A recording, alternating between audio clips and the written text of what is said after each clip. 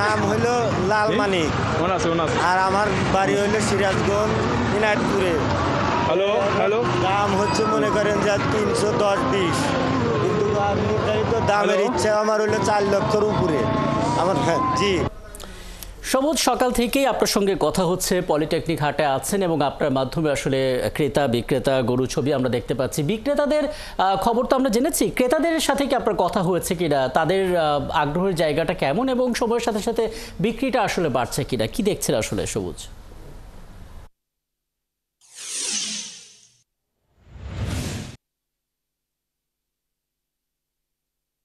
আমি আপনাকে জানিয়ে রাখি, আমি এখন পলিটেকনিক খেলার মাঠের যে হাট সেখান থেকে এসেছি এখন খিলক্ষেত হাটে। খিলক্ষেত বনরূপায়, এটা হচ্ছে লা মেরিডিয়ান হোটেলের ঠিক অপোজিটে, রেল লাইনের পাশে এলিভেটেড এক্সপ্রেসওয়ের যে এক্সপ্রেসওয়ে সেটার নিচে এই খিলক্ষেত থানার অধীনে এই হাটটি ইজারাদার হচ্ছে হাবিবুর রহমান রাব্বি। এই হাটটি মোটামুটি অনেক বড় হাট এবং এই হাটে আমরা অনেক গরু দেখতে পাচ্ছি। রেল লাইনের পাশ ধরে এই হাটটি বসেছে এবং ভেতরে বনরূপা এলাকাতে সেখানে অনেকগুলো গরু নিয়ে এই হাটটি অবস্থিত এবং এই হাটে ক্রেতাদের উপস্থিতি আমি তেমনটি লক্ষ্য করছি না। তবে এখানে যারা বিক্রেতা আছেন তারা বলছেন যে বিকেল হলে বা আজকে রাতে থেকে হয়তো ক্রেতাদের সংখ্যা বাড়বে এবং গরুর বিক্রিও সে অর্থে বাড়বে।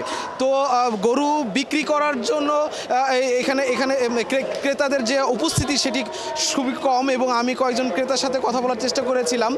তারা আমাকে জানিয়েছে যে এখানে যেহেতু ঢাকা শহরে যেহেতু গরু রাখা খুব কষ্টদায়ক এবং অনেক যত্ন করতে হয়, এই জন্য তারা আগে থেকেই গরুগুলো কিনছে না, শেষ মুহূর্তে কেনার জন্য তারা অপেক্ষা করছে এবং দামগুলো দেখছেন। এখানে একজন বিক্রেতা আছেন, আমি তার সাথে একটু কথা বলি। এটার নাম কি এবং দাম কেমন, ক্রেতা কেমন আছে? এটার নাম হইল লালমানিক। আর আমার বাড়ি হইল সিরাজগঞ্জ ইনায়তপুরে। হ্যালো হ্যালো দাম হচ্ছে মনে করেন যে 310-20, কিন্তু নির্ধারিত দামের ইচ্ছা আমার হইলো 4 লক্ষের উপরে আমার।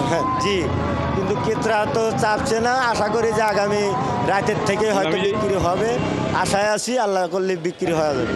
ক্রেতার কেমন সংখ্যা আছে? মোটামুটি ভালোই আছে। কালকেও দাম হয়েছে, কিন্তু আজকে আসবে সবাই। দাম কত বলতেছে ক্রেতা? এটা 320, 3,20,000। জি জি আছে, মোটামুটি ভালোই আছে। এসেছেন কেউ গরু? আপনি কিনতে এসেছেন? আচ্ছা আচ্ছা, কেমন আপনি গরু কিনেছেন?